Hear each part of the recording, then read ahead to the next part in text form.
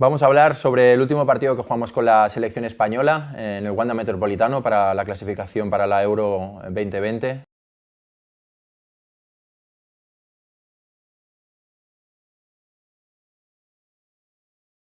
Fue un partido que necesitábamos ganar, teníamos que conseguir el primer puesto, aunque ya estábamos clasificados. Esa victoria nos daba el primer puesto, que significaba ser cabeza de serie después en el sorteo para la Eurocopa. Fue un partido que ganamos finalmente 5-0 y que para mí fue un poco el culmen de varios meses de trabajo en los que, estando con un equipo que, como es una selección en el que no tienes mucho tiempo para trabajar, fuimos acumulando diferentes conceptos durante las diferentes concentraciones que hicimos, y de alguna manera en ese partido, en el que en concreto durante esa semana habíamos trabajado pues el cómo atacar a equipos replegados, creo que se vieron muchas de las cosas que estábamos trabajando, que habíamos preparado, y el resultado, y creo que sobre todo la primera parte, reflejaron algo que los entrenadores buscamos muchas veces y que los jugadores tienen que ejecutar. Quizá pedirlo es fácil y hacerlo es difícil. Aquel día jugamos con un 4-3-3, que era el mismo sistema que veníamos utilizando en toda la clasificación, un sistema que creo que nos daba muchas cosas para enfrentar a las diferentes estructuras. Formaron Kepa, centrales Sergio Ramos y Íñigo Martínez, Busquets estaba de pivote, Carvajal y Gallá estaban de laterales, Fabián y Saúl eran los interiores, y arriba atacábamos con Gerard Moreno, Álvaro Morata y Santi Cazorla. Dos delanteros y un centrocampista reconvertido a punta para podernos dar determinadas superioridades en el centro de campo al venir. Es algo que repetimos durante toda la clasificación. La elección del sistema es la que veníamos utilizando durante toda la fase de clasificación. El hecho de trabajar con una selección te obliga, no te permite tener demasiado tiempo para trabajar, y de ahí que el sistema que nos había dado éxito en el pasado y que habíamos venido utilizando fuese el escogido. Al final, al ser seleccionador, puedes elegir a los jugadores y eso te permite elegir conceptos. Es un sistema que creo que da muchas cosas en ataque, te permite tener 2 o 3 atacantes, te permite ocupar bien los espacios, te permite tener la posesión de balón y sobre todo te da una estructura que te permite luego poder presionar y recuperar el balón rápido. Nos íbamos a enfrentar a Rumanía, que nos había jugado en el partido de ida con 5 detrás. No sabíamos la estructura a la que nos íbamos a enfrentar, y lo que buscábamos a través del trabajo que hicimos esa semana y en las semanas anteriores, cuando estábamos concentrados, era poder establecer un sistema y una dinámica y una ocupación de espacios que nos permitiese atacar a cualquier sistema, a una línea de 5, a una línea de 4, con 5 jugadores en medio, con 4 jugadores en medio, con 2 puntas, con un punta con otro por detrás. Esa era la idea de todo el trabajo que veníamos haciendo, y sí que es verdad que jugábamos 4-3-3, pero como sabéis, al final el sistema es la disposición de los jugadores antes de empezar el partido. Luego las dinámicas que se daban al final, se podría decir que jugábamos casi un 3-4-3, porque los laterales iban arriba, los extremos venían por dentro, y eso hace que los sistemas tengan que ser pues estructuras dinámicas, que es como me gusta a mí llamarle. Durante esa semana lo que estuvimos trabajando era enfrentarnos a estructuras cerradas, con el 4-4-2 como ejemplo, que es al final lo que nos encontramos con ellos. Hay una serie de espacios que tienes que atacar en cualquier estructura, son los espacios susceptibles de ocupar. En el 4-4-2 normalmente son los espacios dentro de los cuadrados zonales, los espacios en banda y los espacios que te permiten sostener la estructura. Para mí, en cualquier estructura de oposición necesitas ocupar espacios por varios motivos. Uno, para tener una estructura que te permita fijar rivales. Muchas veces los jugadores tienen que entender que tu ocupación no es tanto para participar directamente, pero sí para ayudar a los compañeros que tienen el balón. Si tú en una estructura que debe cumplir varias cosas, ocupar la amplitud, ocupar la profundidad, pero también ocupar los espacios interiores. Si tú esas estructuras no las mantienes y ocupas la amplitud y la profundidad, pero no la ocupación racional, pierdes algo que es muy importante cuando hablamos de atacar, que es estar preparado para defender. Por eso, la ocupación de espacios que nosotros queríamos utilizar era algo parecido así: ocupar los espacios susceptibles de ponerles en problemas, que ellos no pudiesen determinar quién tenía que marcar a cada jugador, seguridad por detrás del balón, 2 jugadores rivales, 3 jugadores nuestros para conseguir una primera superioridad, y jugadores por dentro que obligasen a estos jugadores a no poder saltar a determinadas presiones por la amenaza que supone tener a esos jugadores ahí. La estructura dinámica lo que tiene que buscar es el cambio y la ocupación de espacios de manera diferente. Por eso les decíamos que, aunque yo aquí os pongo esta disposición, este jugador podía ser o bien un central o bien un interior. Es algo que empezamos a utilizar contra Suecia, que no habíamos utilizado hasta ese momento, era la utilización de los interiores en el inicio de 3. Hasta ese momento siempre lo habíamos hecho con pivote, pero dándole una vuelta a las diferentes situaciones que nos encontrábamos y dándole contexto, preferíamos tener ese tipo de situaciones porque al final consigues que salga uno de tus jugadores de centro de campo, que acostumbran a ser más dotados que los centrales para inicio, y también se conseguía otra cosa, que es que no dejabas detrás a un pivote, en este caso Busquets, que es muy bueno en la primera presión, pero quizá podía sufrir en las transiciones. Por eso empezamos a hacer ese tipo de salida de 3. A raíz de eso, lo que os comentaba es que buscamos tener esta ocupación de espacios, pero no necesariamente con los jugadores que se podría entender a priori. Central, lateral, pivote que viene a ocupar este espacio y punta aquí. Lo que les pedíamos a los jugadores es que esa dinámica de ocupación tenía que ser de alguna manera flexible y que esta posición la podía ocupar el extremo, que si esto lo ocupaba el extremo, el interior tenía que venir a este espacio y que el lateral, que podía estar aquí, tenía que venir a este espacio. Que si era el pivote el que estaba aquí, el lateral era el que se quedaba detrás. Esa dinámica y ese cambio de posiciones hace que sea más difícil el poder prever por parte del rival dónde vas a estar posicionado. ¿A qué nos lleva esa estructura? Esa estructura nos lleva a intentar, a través del dominio del balón y de la circulación, que era una de las cosas que les pedíamos, el poder en el ataque fijar posiciones de los rivales. Cuando tú atacas por una banda, normalmente lo que hacen los equipos rivales es bascular hacia ese lado para conseguir superioridades, y a partir de una buena estructura y el no movernos todos hacia ese lado, poder cambiar y llegar al otro lado, que es donde se pueden generar más espacios para atacar.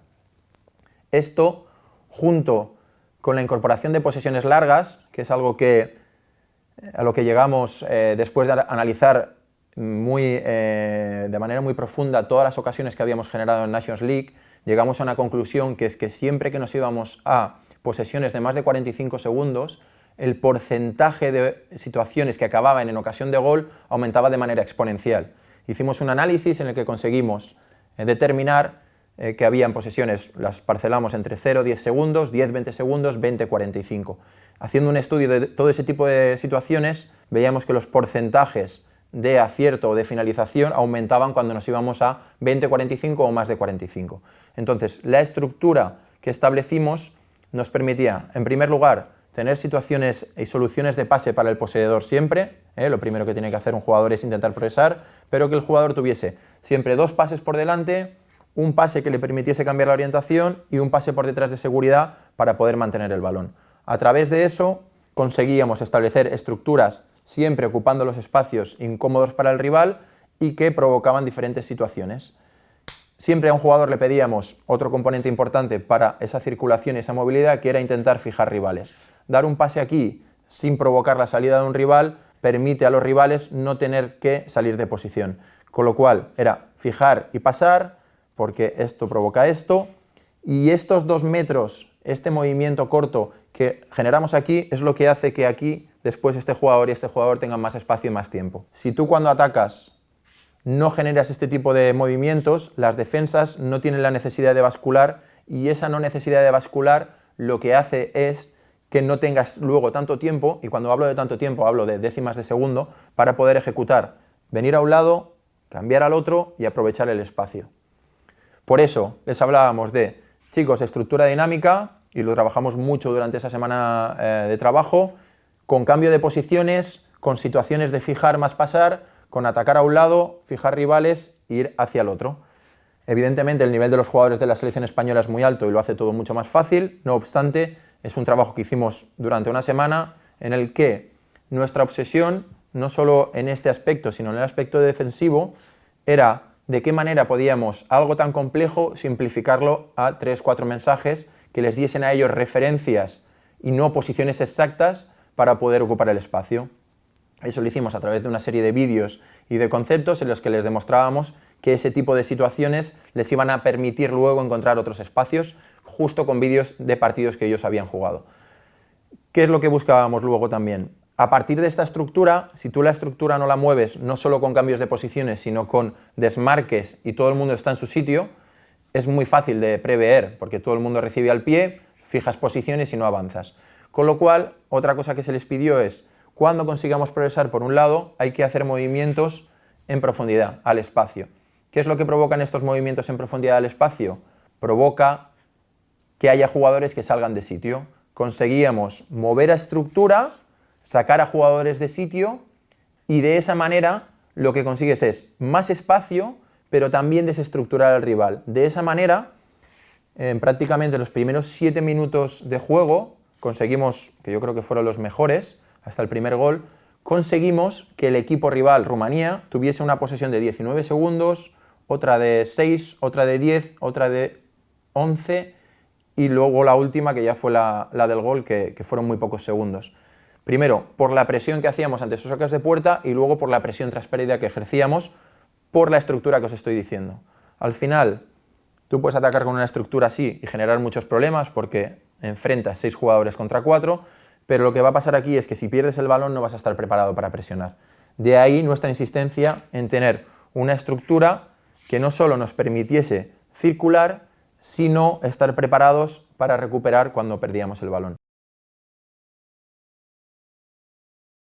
Si veis el partido, hay muchas situaciones, y se dieron varias veces, en las que Cazorla estaba aquí o aquí, con Saúl aquí en ese momento y con Gaya aquí. Pero es que en alguna situación vimos a Gaya en esta posición, con Saúl aquí y con Cazorla aquí. Nos daba lo mismo porque al final la estructura, si os fijáis, es la misma, lo cual te permite circular, te permite atacar y te permite presionar tras pérdida. Esa fue un poco la idea que trasladamos durante esta semana, no solo para el partido de Rumanía, sino también para el de Malta, en previsión de que nos pudiésemos encontrar a rivales encerrados y en su campo, que es lo que provoca muchas veces la selección por el alto nivel de los jugadores. Evidentemente, luego son los jugadores los que tienen que ejecutar todo esto, pero hicimos mucha insistencia sobre eso. A partir de aquí, ¿qué es lo que les transmitimos a los jugadores como idea colectiva? Porque al final ellos tienen una idea individual y nuestra misión como entrenadores es transmitirles una idea colectiva. Les dijimos, a partir de esta estructura, de esa movilidad y de esa circulación, tenéis que esperar momentos justos. Y ese momento justo es cuando llegas, como os he dicho, a través de una basculación, en la que incluso desestructuras y obligas a que el rival esté fuera de sitio, a una circunstancia que te permite llegar a un espacio libre. ¿Qué es lo que se podía conseguir a partir de ese espacio libre? Lo que tienen que hacer cualquier equipo en el mundo para poder finalizar contra defensas que están encerradas. Movimientos al espacio, en los que tú puedes recibir, centrar o finalizar, situaciones de centro que te permiten llegar con muchos jugadores si respetas la estructura, y a partir de aquí hablaríamos sobre las zonas de ocupación, sobre quién ataca el primer espacio, quién ataca un espacio en segundo palo y quién ocupa un espacio en la parte de atrás. En el caso de la selección española, combinaciones por dentro, posibles recepciones aquí. Esta amenaza provoca que este jugador tenga que controlar a 2, esto da tiempo a este jugador y él se puede girar, movimiento al espacio o tiro. Y luego lo que es la calidad de los jugadores de la selección española y de otros equipos en cuanto a situaciones de 1 contra 1 y demás. Siempre, como repetía antes, respetando la estructura, porque la estructura y el estar en el sitio es lo que te permite errar y volver a recuperar el balón rápido. Respecto a lo que supone la parte defensiva de este partido, nuestra idea era presionar alto. Ya desde el partido de Suecia y habiendo analizado lo que nos pasó en Nations League, sobre todo en el partido que perdimos contra Inglaterra, teníamos un poco como objetivo encontrar una serie de referencias que nos permitiese presionar, dando igual el sistema al que nos enfrentásemos y poderle simplificar a los jugadores las ideas que tenían. En ese sentido, en este partido muchas de las presiones fueron altas a partir de saque de puerta y recuperamos muchos balones, y el resto de situaciones, la gran mayoría, se dieron en presión tras pérdida, con lo cual los matices de la presión tras pérdida son otros diferentes a lo que es la presión alta organizada. Ahora lo vamos a ver. En lo que eran repliegues, nuestra idea era defender en 4-4-2 y por eso dejábamos arriba a Álvaro con Santi Cazorla, tirábamos a un lado a Saúl, metíamos atrás a Gaya con Íñigo, con Busi aquí, con Fabián, con Sergio, con Carvajal y con Gerard Moreno ayudando en banda, que es algo que en su equipo en el Villarreal yo lo hacía y creíamos que era la forma más idónea de poder contrarrestar la forma como nos atacaban. Es un sistema que te permite bien defender y saltar a las presiones.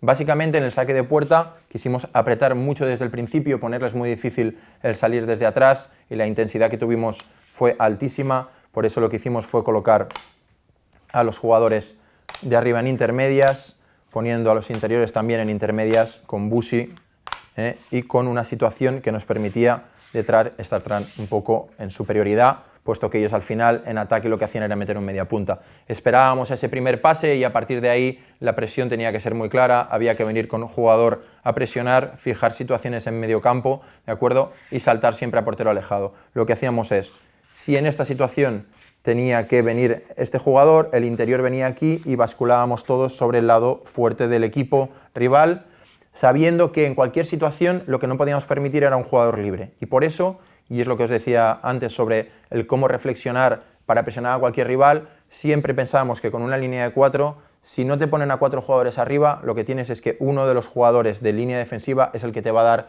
el salto de presión que permite luego mantener una cobertura. En este caso, si hacía falta, venía uno de los centrales, el lateral buscaba, dejábamos hombres alejados en el otro lado y ahí intentábamos recuperar. Así recuperamos muchísimos balones y fue algo que nos permitió, sobre todo en esos primeros minutos, recuperar muy rápido y después tener posesiones largas. Lo otro que hacíamos para presionar y el mensaje que se les daba era, a partir de la estructura que os he enseñado antes de ataque, que es la que nos permite defender y sobre la que estábamos comentando, que era parecida a esto, los rivales, que están en 4-4-2 en este caso, pueden recuperar el balón en diferentes zonas. ¿Qué es lo que nos permite tener una buena estructura?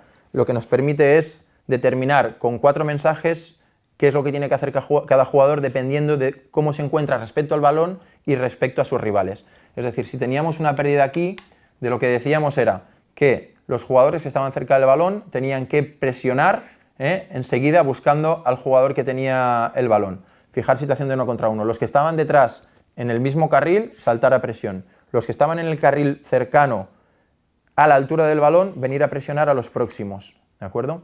Y los que estaban alejados tenían 2 misiones. Si estás muy alejado y no hay amenaza de pase aquí, bascular pero venir en diagonal. De esa manera se conseguían situaciones de superioridad en el lado fuerte de balón, que es una de las cosas que muchos equipos fallan o hierran si no tienen buena calidad, que es intentar salir por el mismo lado en el que han recuperado. A partir de ahí intentábamos esa presión. El matiz puede ser diferente cuando pierdes en zona de medios, que también se podía dar, el cómo hacer esa presión. Como estábamos ubicados de esta manera, al perder en zona de medios encontramos a jugadores que están por delante del balón, jugadores que están a la altura del balón y jugadores que están por detrás. Y ahí cambia el matiz.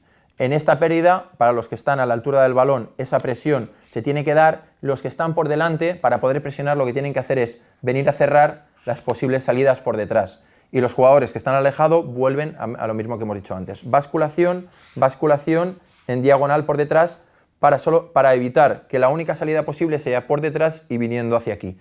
De esa manera, si eso se produce y no consigues recuperar el balón, lo que consigues es tener a todo tu equipo preparado para ponerse detrás del balón y poder rápido en diagonal volver a una posición desde el 4-4-2, que es lo que habíamos dicho, que nos permita prepararnos para presionar de nuevo. Esas son un poco las referencias que nosotros dábamos, que habíamos entrenado en los partidos y que nos permitieron ese día recuperar muchísimos balones, sobre todo en primera circulación de ellos, porque no les dejábamos girar, y luego muchos balones en presión tras pérdida.